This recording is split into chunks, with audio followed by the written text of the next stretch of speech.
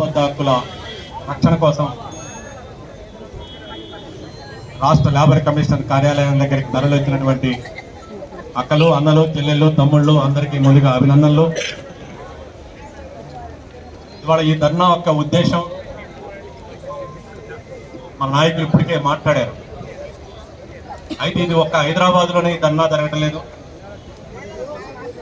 మొత్తం మన దేశంలో ఈరోజు సెప్టెంబర్ 30వ తారీఖు మనం దీనికి ఒక పేరు కూడా పెట్టాం. ఇది అఖిల భారత కాంట్రాక్ట్ కార్మికుల యొక్క దినం, కాంట్రాక్ట్ కార్మికుల యొక్క డిమాండ్స్ డే, మన కోరికల దినం. అది కాశ్మీర్లో పనిచేసే కాంట్రాక్ట్ కార్మికుడైనా, మన కరీంనగర్లో పనిచేసే కాంట్రాక్ట్ కార్మికులైనా, అది ఏ రాష్ట్రంలో పనిచేస్తున్నా, ఏ రంగంలో పనిచేస్తున్నా, కాంట్రాక్ట్ కార్మికులకి కొన్ని కామన్ డిమాండ్లు ఉన్నాయి. ఇప్పుడు మనం అందరం అడుగుతున్నాం, ముందు మన కామన్ డిమాండ్ ఏంటంటే అసలు కార్మికుడు అనేవాడికి భద్రత ఉండాలా ఉండొద్దా? మనం ఏమంటున్నామంటే కార్మికుడికి భద్రత ఉంటేనే పారిశ్రామిక రంగానికి స్థిరత్వం ఉంటుంది, దేశానికి స్థిరత్వం ఉంటుంది, ఆర్థిక వ్యవస్థకు స్థిరత్వం ఉంటుంది. కార్మికుడికి భద్రత లేకపోతే ఏ స్థిరత్వం శాశ్వతంగా నిలబడదు. కానీ దురదృష్టవశాత్తు మన కేంద్రంలో ఉన్న బీజేపీ పాలకులు కానీ, రాష్ట్రంలో ఉన్నటువంటి కాంగ్రెస్ పాలకులు కానీ, గతంలో పరిపాలించిన టీఆర్ఎస్ పాలకులు కానీ వీళ్ళు ఏమనుకుంటున్నారంటే కార్మికుడు లేకుండా, యూనియన్లు లేకుండా అభివృద్ధి చేస్తామంటున్నారు. యూనియన్లు వద్దంట, కార్మికుడు వద్దంట, కానీ అభివృద్ధి కావాలంట. అభివృద్ధి కావాలంటే 40 అంతస్తుల బిల్డింగ్ కావాలంట, లేదు 11 కిలోమీటర్ల ఫ్లైఓవర్ బ్రిడ్జ్ కావాలంట, లేకపోతే మంచి సెక్రటేరియట్ కావాలంట, లేకపోతే మంచి అసెంబ్లీ కావాలంట, అలాగనే మంచి రైలు మార్గం కావాలంట, అలాగనే ఫ్యాక్టరీలో ఉత్పత్తి పెరగాలంట, సంపద పెరగాలంట.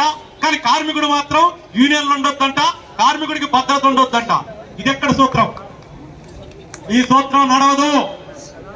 దీన్ని మేము అంగీకరించాం. సిఐటి దీన్ని నిరోధిస్తుంది. కార్మికుడు లేకపోతే మీకు బతుకు లేదు, కార్మికుడు లేకపోతే ఆర్థిక వ్యవస్థ నిలబడదు.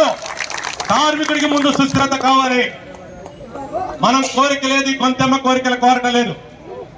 ఇవాళ ఇక్కడికి వచ్చిన కార్మికులు, ఎలక్ట్రిసిటీలో పనిచేసే కాంట్రాక్ట్ కార్మికులు ఉన్నారు, రైల్వేలో పనిచేసే కాంట్రాక్ట్ కార్మికులు, సింగరేణిలో పనిచేసే కాంట్రాక్ట్ కార్మికులు, ప్రభుత్వ ప్రైవేట్ హాస్పిటల్లో పనిచేసే కాంట్రాక్ట్ కార్మికులు, మున్సిపాలిటీ కార్పొరేషన్ లో పనిచేసే కాంట్రాక్ట్ కార్మికులు, యూనివర్సిటీల్లో పనిచేసే కాంట్రాక్ట్ కార్మికులు, రాష్ట్ర ప్రభుత్వ శాఖల్లో పనిచేసే కాంట్రాక్ట్ కార్మికులు, ప్రైవేట్ రంగంలో పనిచేసే కాంట్రాక్ట్ కార్మికులు.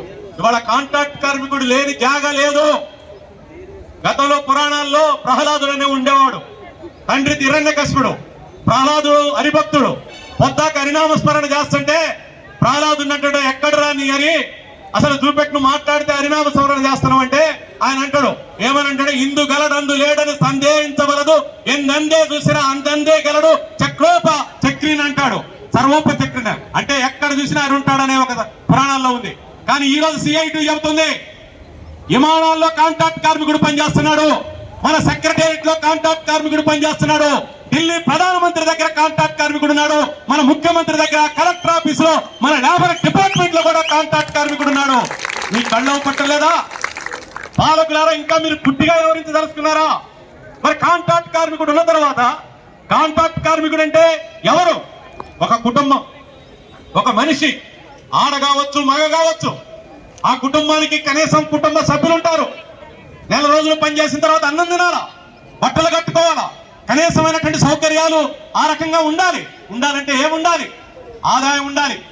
ఆదాయం చెట్టు నుంచి రాదు, ఆదాయం పైనుంచి ఆకాశం నుంచి ఊడిపడదు.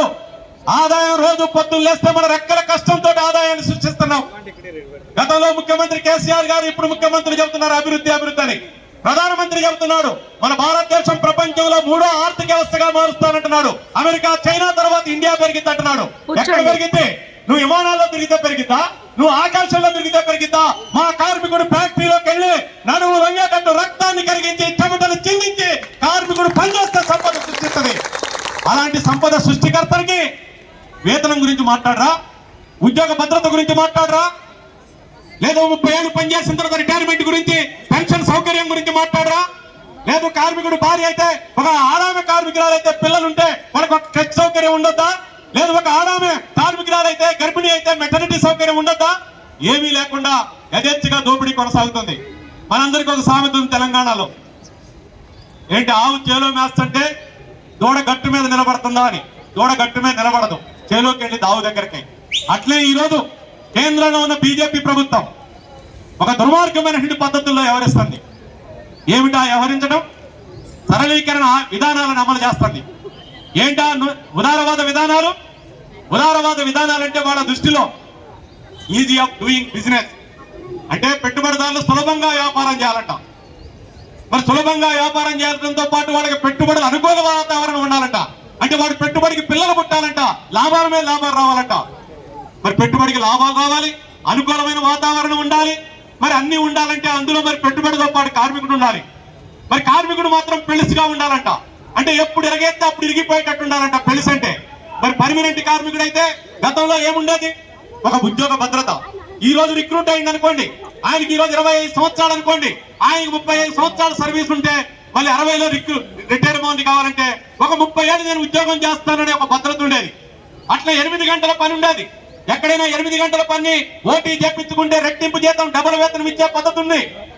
అలాగనే కార్మికుడు దిగిపోయిన తర్వాత ప్రతి సంవత్సరానికి 15 రోజుల తప్పున గ్రాట్యుటీ సౌకర్యం ఉంది, కార్మికుడికి పిఎఫ్ సౌకర్యం ఉంది, కార్మికుడికి ఈఎస్ఐ సౌకర్యం ఉంది, కార్మికుడికి బోనస్ సౌకర్యం ఉంది, కార్మికుడికి వారాంతపు సెలవు సౌకర్యం ఉంది, ఆడవారైతే మెటర్నిటీ సౌకర్యం ఉన్నాయి. ఇవన్నీ కూడా పర్మనెంట్ కార్మికులు దేశంలో పోరాడి సాధించుకున్నటువంటి హక్కులు. ఆ చట్టాలే మనకి తెలుసు. కనీస వేతన చట్టం, payment of pages act, gratuity act, bonus act, EPF act, ESI act, ఇవన్నీ కూడా వచ్చినాయి. కానీ ఈ 30 ఏళ్లలో పరిస్థితులు మారిపోయినాయి. ఈ రోజు 30 ఏళ్ల తర్వాత ఇవాళ కాంట్రాక్ట్ కార్మికులు తీసుకొచ్చారు. ఒక్క కాంట్రాక్ట్ కార్మికులే కాదు, ఇవాళ మనందరం కాంట్రాక్ట్ కార్మికులు, పేరు కాంట్రాక్ట్ కార్మికులే. కానీ లోకల్కి పోయి చూస్తే చాలా పేర్లు మారుతున్నాయి. కొన్ని చోట్ల ఇప్పుడు ఏమంటున్నారు, ఎలక్ట్రిసిటీ డిపార్ట్మెంట్ లో అక్కడ ఉంది, బోర్డు ఉంది, అన్మెండ్ కార్మికుడు అంట. అన్మెండ్ కార్మికుడు అంటే ఏంటో తెలియదు. అంటే ఆయన 20 ఏళ్ల నుంచి పనిచేస్తున్నాడు, 30 ఏళ్ల నుంచి పనిచేస్తున్నాడు. ప్రీ కలెక్టర్లు ఉన్నారు అనేక మంది, ఇవాళ ఆర్టీసీలో ఉన్నారు, గ్యారేజీల్లో కాంట్రాక్ట్ కార్మికులు పనిచేస్తున్నారు, సింగరేణి బొగ్గు గనుల్లో కాంట్రాక్ట్ కార్మికులు పనిచేస్తున్నారు. మన రాష్ట్రంలో ప్రతి మున్సిపాలిటీలో, ప్రతి కార్పొరేషన్ లో పనిచేసేదంతా కూడా కాంట్రాక్ట్ కార్మికులే. అలాగే ఇవాళ సంగారెడ్డి కానీ, మన చర్లపల్లి ఇండస్ట్రియల్ ఎస్టేట్ కానీ, రంగారెడ్డి, కాతేదాను మొత్తం ఎక్కడ చూసినా కూడా ప్రైవేట్ పరిశ్రమల్లో మొత్తం 180 మంది 90 మంది కాంట్రాక్ట్ కార్మికులు ఉన్నారు. అలాగనే ఒకప్పుడు ప్రభుత్వ రంగం అంటే పర్మనెంట్ కార్మికుడు ఒక 70 ఏళ్ళు 80 ఏళ్ళు జీతం ఉండేది. ఇవాళ మొత్తం పర్మనెంట్ కార్మికులు తగ్గించి కాంట్రాక్ట్ కార్మికులు పెట్టారు.